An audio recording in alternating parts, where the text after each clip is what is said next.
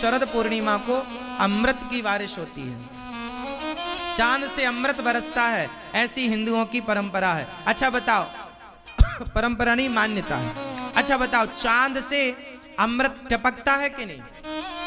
ये बात सही है कि गलत है? तो आज तक कोई अमर क्यों नहीं हुआ? कोई तो पिया होता है एक आध बूंद।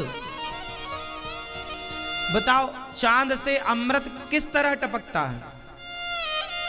जल्दी से बताओ मेरी मां, कैसे टपकता? तुलसी रखी है ये। अब बताओ, तुलसी में जो तुलसी गुणकारी होती है कि नहीं, अन्य बीमारियों से लड़ने की क्षमता। अब बताओ कि तुलसी में गुण इतना जितना है वो कहां से आया? बोलो। सूर्य भगवान से क्या मिलता है हमें? सूर्य प्रकाश से क्या मिलता है? विटामिन, जोर से, विटामिन डी।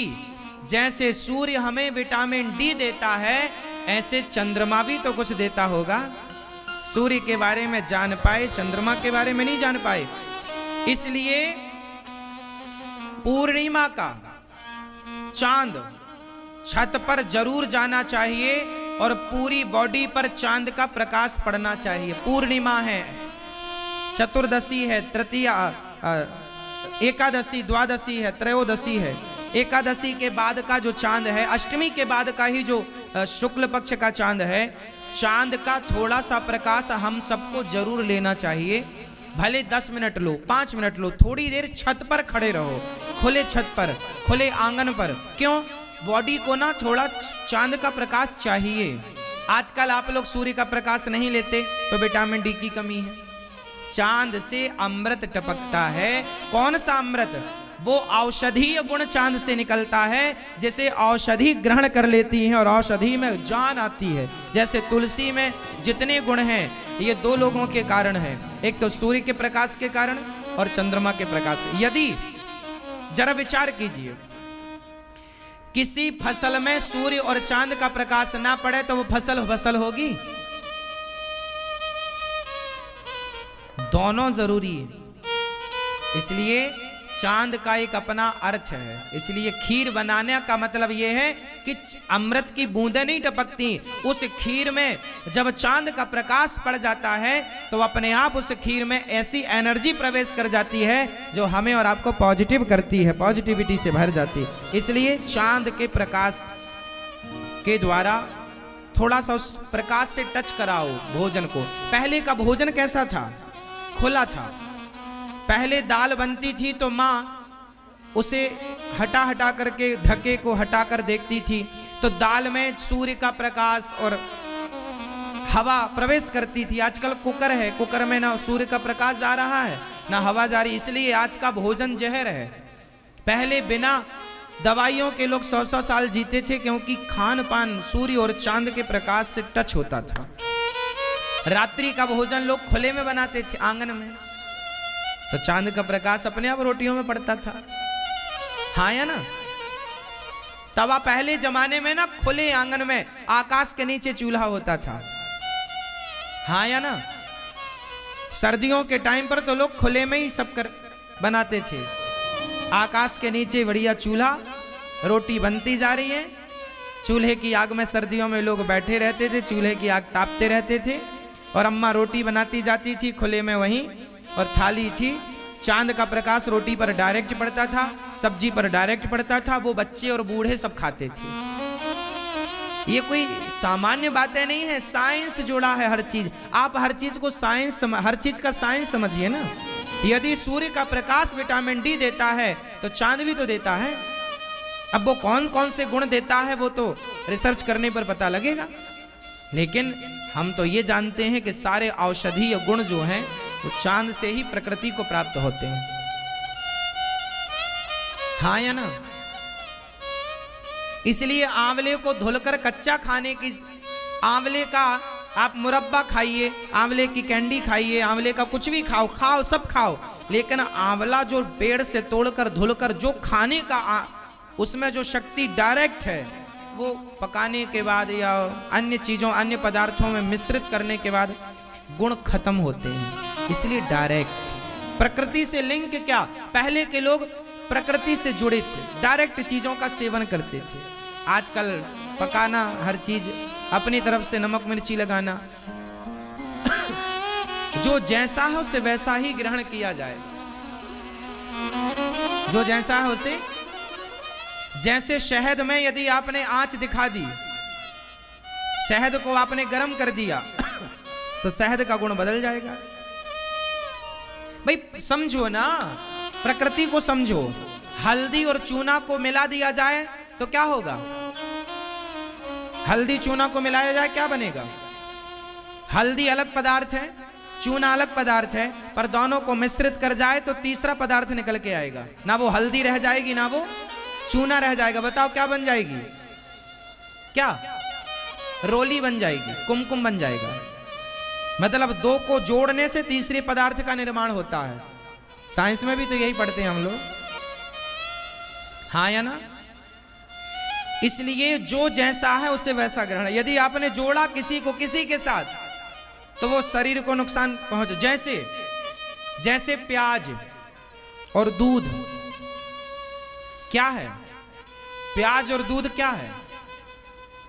जोर से, जहर है। यदि आपने प्याज खाकर दूध पिया तो आपके शरीर में सफेद दाग होंगे ही होंगे।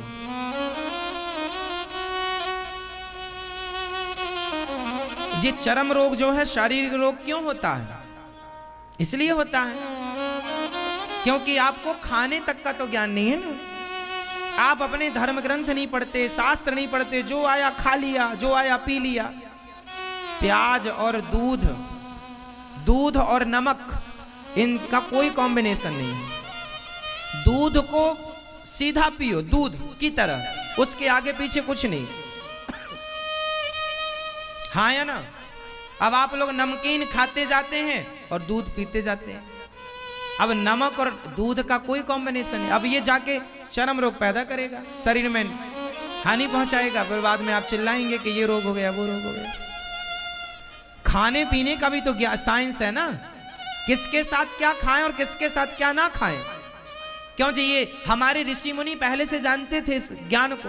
अब आप लोग कुछ ना जानते हैं और ना जानने की इच्छा है, और जानते भी हैं तो फॉलो नहीं करते। तो हमारे यहां तो हर चीज का विधान है, क्या खाएं क्या ना खाएं, किसके साथ क्या खाएं, किसके साथ क्या ना खाएं। जैसे घी और शहद दोनों को मिला दो, क्या हो जाएगा? जोर से, जोर से। दो पदार्थ मिले तो तीसरे पदार्थ का निर्माण हुआ, पॉइजन हो गया, जहर हो गया। वो शहद भी अमृत है और घी भी अमृत है, पर दो अमृत को मिला दो तो जहर हो जाएगा, प्लस प्लस माइनस, हाँ या ना?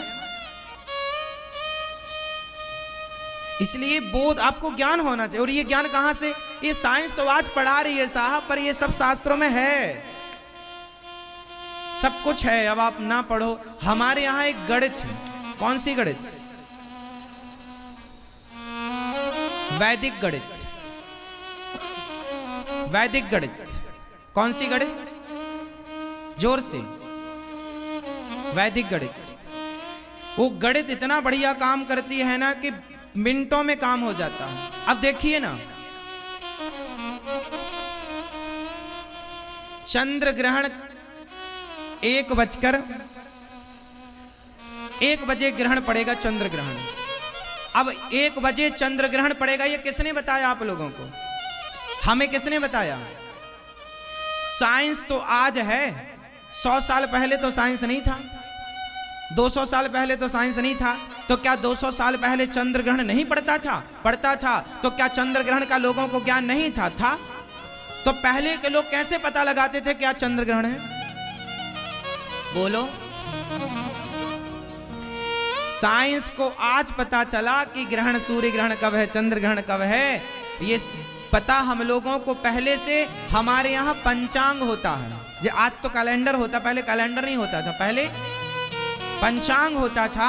उस पंचांग में जो हमारे भारतीय ऋषि थे, वो ऋषि रिसर्च करके और सूर्य की गति निकाल कर बता देते थे कि इस तारीख को इतने बज के इतने मिनट इतने सेकंड में सूर्य ग्रहण पड़ने वाला। Perfect timing. वो आज साइंस क्या बताएगा? साइंस तो आज 100 साल से बक बक बक बक कर रहा है। हमारे ऋषि मुनि तो तब से बोल रहे हैं जब से तुम पैदा नहीं हुए थे।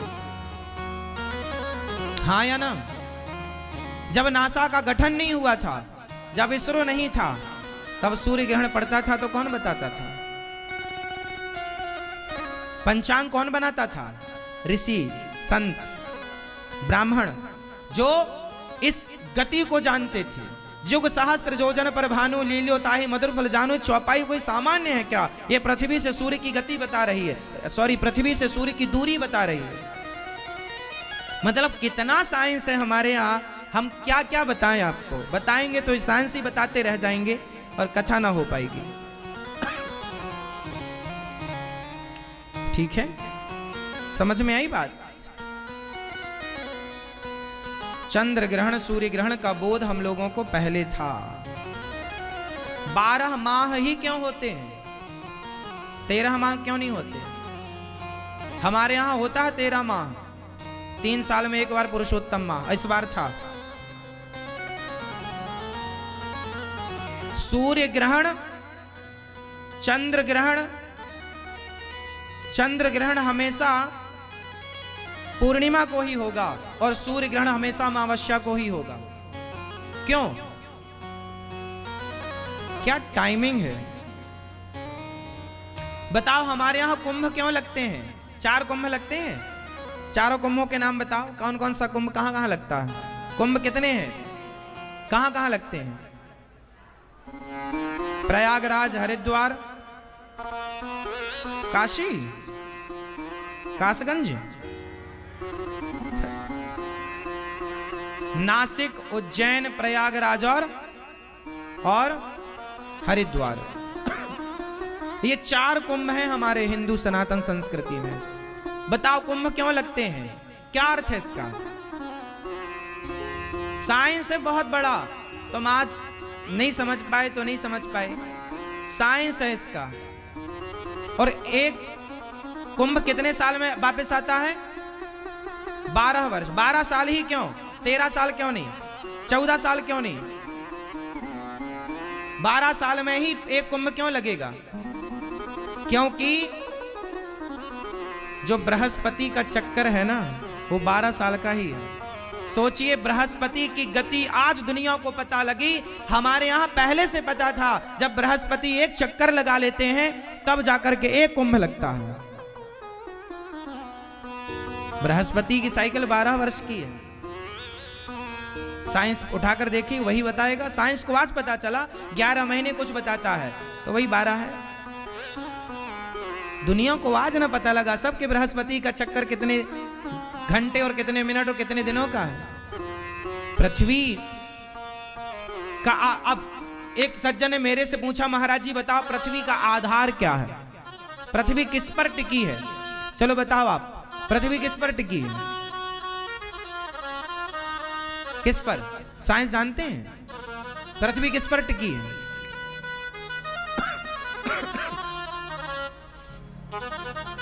पृथ्वी किस पर टिकी है?